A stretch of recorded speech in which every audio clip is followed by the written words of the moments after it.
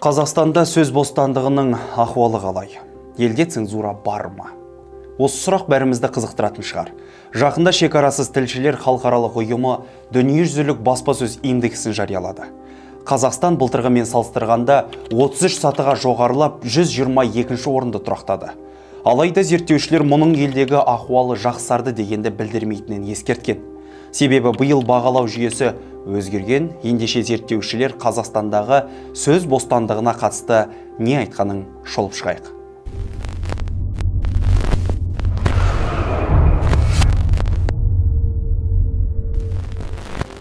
Шекарасыз тілшілер ұйымы 180 елдегі сөз бостандығына қатысты 2022 жылғы рейтингін жариялады.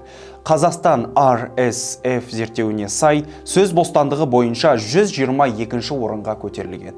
Былтыр 155 орында еді. Алайда Қазақстан сөз бостандығы бойынша жағдайы нашар деп бағаланған елдердің қатарында. Сонымен қатар зерттеушілер Қазақстан билігі медианы әлі де бақылауда ұстайтынын және цензура бар екенін жазған. Зерттеушілер Қазақстан билігінің 1997 жылдан бергі репрессиялық реформаларының салдарынан үкіметті мадақтайтын пропаганда құралдарының жайлағанын және санаулы ғана тәуелсіз медиа қалғанын жазған.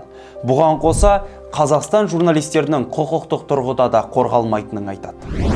Сонымен қатар үкімет ақпаратты бақылауға ұстауға бекінген дейді авторлар.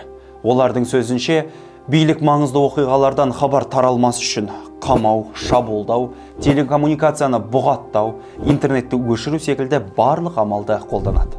Салдарынан шынайы ақпаратқа қол жетпей, журналистердің үкімет жиындарына цензурадағы тап болатыны айтылған. Есепте басқа елдер жайлы және әлемдегі сөз бостандығы туралы да айтылған. Ұйымның хабарлауынша, әлемдегі сөз бостандығына төніп тұрған басты қауіп фейк пен пропаганда.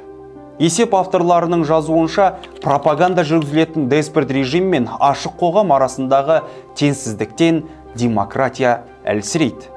Бұл кезекте авторлар 155 орындағы Ресейдің ақпан соңында Украинаға басып кіруін және соғысқа дейінгі үгіт насихатын жүргізуін мысалға келтірген.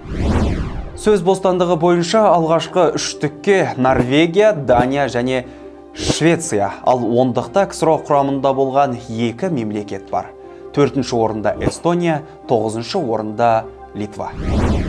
Құрметті көрермен, осы және өзге де ақпаратты сайтымыздан және желі парақшамыздан оқи аласыздар. Күмәнді ақпарат кезіктірсеңіз, Fact Check KZ редакциясына хабарласыңыздар. Аман, сау болыңыздар.